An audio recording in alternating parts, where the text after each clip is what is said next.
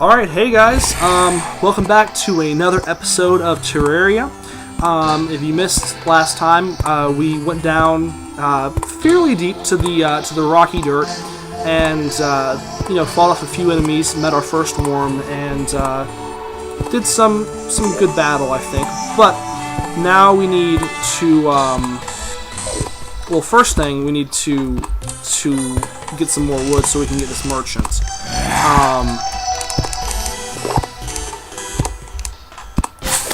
And after we get the merchant, I am definitely going to go out to try to find some sand. So I think there's...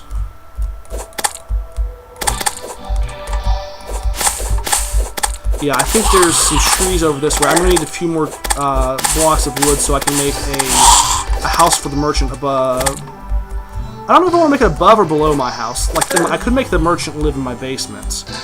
In fact, I think I'm going to do that just because I think that's kind of cool.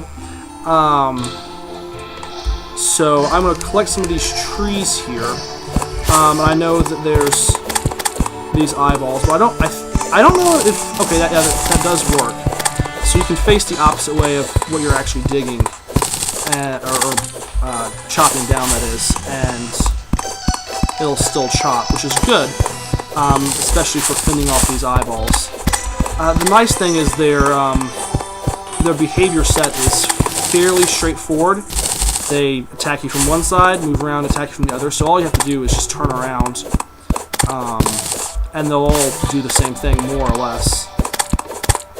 And obviously my axe is not doing very much damage to them, but, it doesn't need to kill them, it just needs to hold them off. I also think that there's some sort of system that detects how many mobs are on the screen at once, and prevents there from being too many. So having these three eyeballs is in a way kind of a good thing, because it prevents any zombies from being spawned,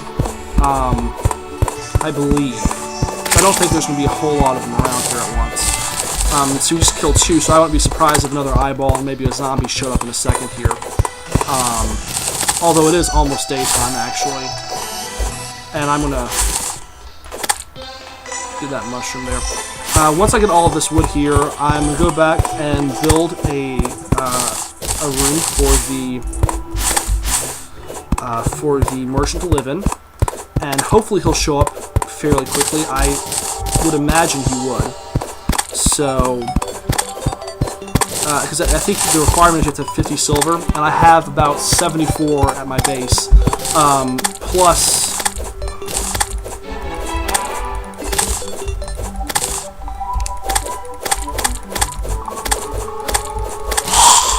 Okay, there we go. So back to the base, and we're going to build a room for the merchant. And I think the way we're going to do that is actually just start from right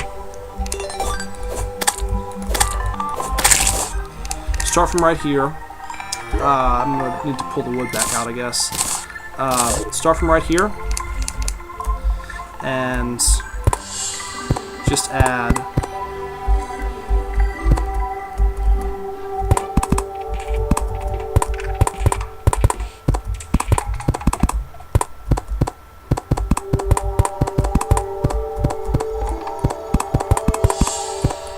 that's actually a little short, and looks kind of silly. Well, you know what I'll do is I'll make it... Yeah, I'll leave it like this, and I want to make some small rooms. What I'll do is...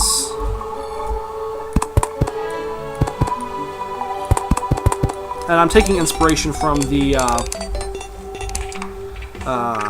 original trailer. I don't know if you guys can see what I'm going to do yet, but I'm actually going to make two rooms up here, because I don't think there's actually a size requirement for how big the rooms have to be. You just need, a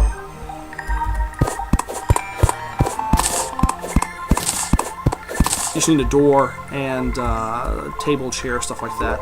So, let's see. I'm going to make two rooms. So I'm going to need two wooden tables and two chairs and two doors. I'm going to need several more platforms to do what I'm trying to do. So,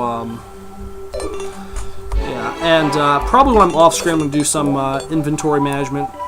You can see it's Ooh, I got a lens, which is good. But it's starting to get cluttered, so I'm probably going to do some inventory management then. But let's see, I'm going to get all this stuff up here.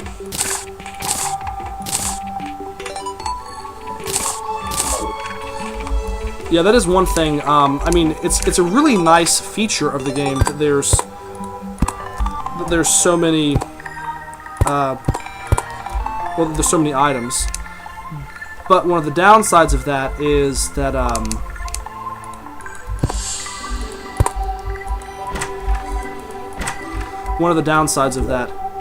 inventory space fills up really quickly.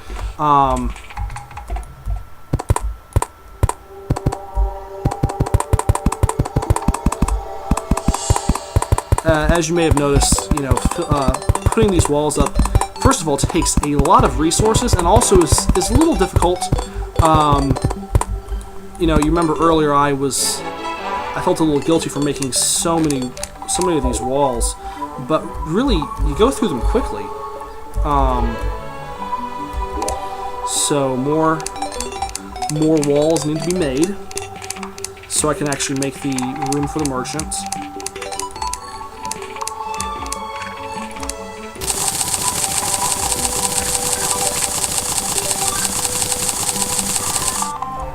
And that should suffice. Hopefully we'll get a message that someone's moved in fairly soon after we finish making these. Again, one of my priorities is to go get some sand, but you know, it's I would like to get the merchant too, because both the sand and the merchant are the big ways I'm going to be able to get potions, which potions, it seems, are going to be a really important thing in this game, because I mean, you see your health goes down just really quickly, and I don't have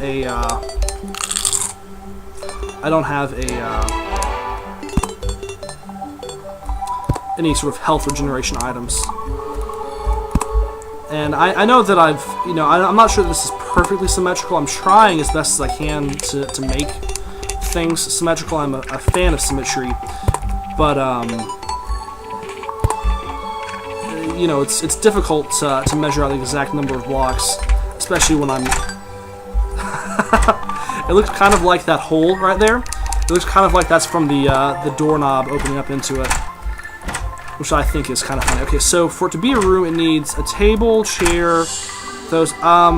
does it need a crafting table or anything else, or are doors, torches, table, and chair enough? You know, a crafting table's pretty cheap, so I'm gonna put one of those in each of these rooms anyways. Well, I mean, because at very least it could be useful. And that's actually gonna bother me. Oh boy. Okay. Crafting table. Alright, that's much better. So you can see I am a fan of symmetry, actually. Speaking of which, I need to clear up these sort of stray...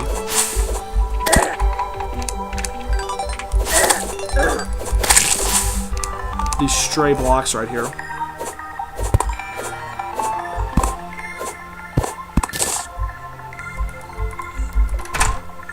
I think it'd be kind of nice if they had like a feature where you could like automatically open closed doors when you walk through them, but at the same time, I guess I understand that sorry, I understand that at the same time, you know, it's kind of a good feature to have make you remember that you need to close your door. So, all right. Well, we have a little bit more time left in this episode, so I think I'm not going to throw away my pick. Not going to throw away my pick. I'm going to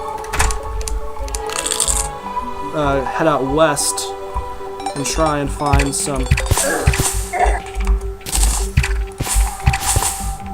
So, as you can see, I'm not the best with the bow and arrow. For some reason, the game seems to be a little bit chuggy.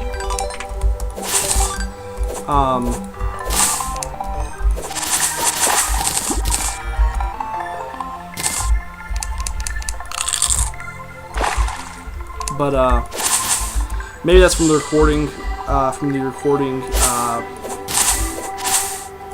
program, or just because Terraria is a fairly new program, you know, so I'm sure there's some bugs in it here and there, but, you know, for a game that I feel like they probably had to rush it just because of the whole issue with, you know, I'm sure you're familiar with the issue with that one leaked version. Oh, hey, the nurses arrived. Not necessarily the most beneficial character, but that's, you know, certainly better than nothing. So at least that, well, that also ensures that our room the room that I built is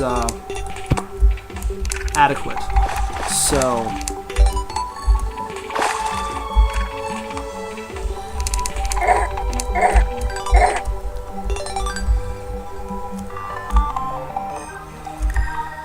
the water's not going to kill me, but those slimes are. You know, I could... Yeah, whatever. So yeah, hopefully there'll be some sand out here.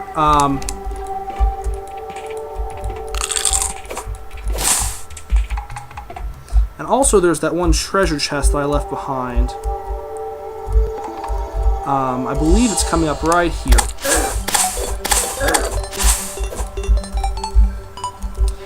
And the slimes can get really annoying. Fortunately, they're not as dangerous as I guess they were in the alpha, but nonetheless, they can definitely be annoying. I'm going to collect this chest as well. After all, no sense in wasting another, you know, few bits of iron to make another chest when we have this one here. Now, is that just stone or is that something?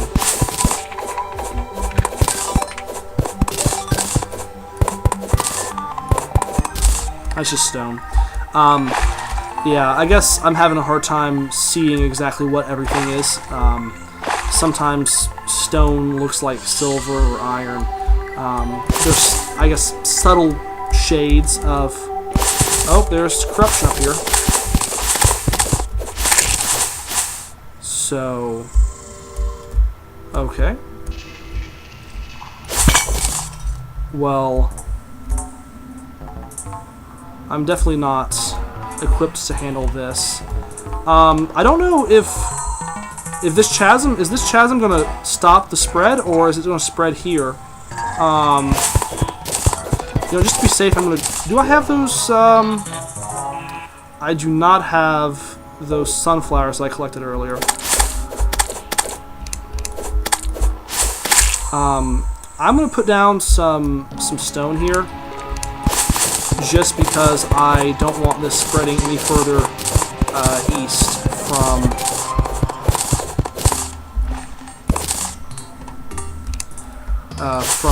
from this location. And I'm obviously not going to go in here right now because I would just be absolutely destroyed by these monsters.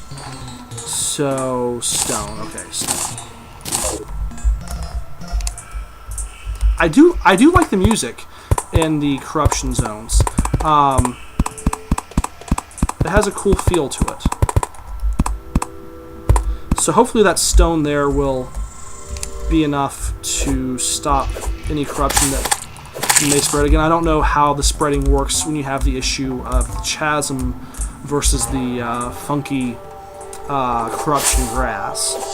So I guess there's no sand to be had to the west. It's funny because sand is not like a precious resource. It seems like it's pretty easy to get once you find some, but there is just none to be found near my near where I spawn.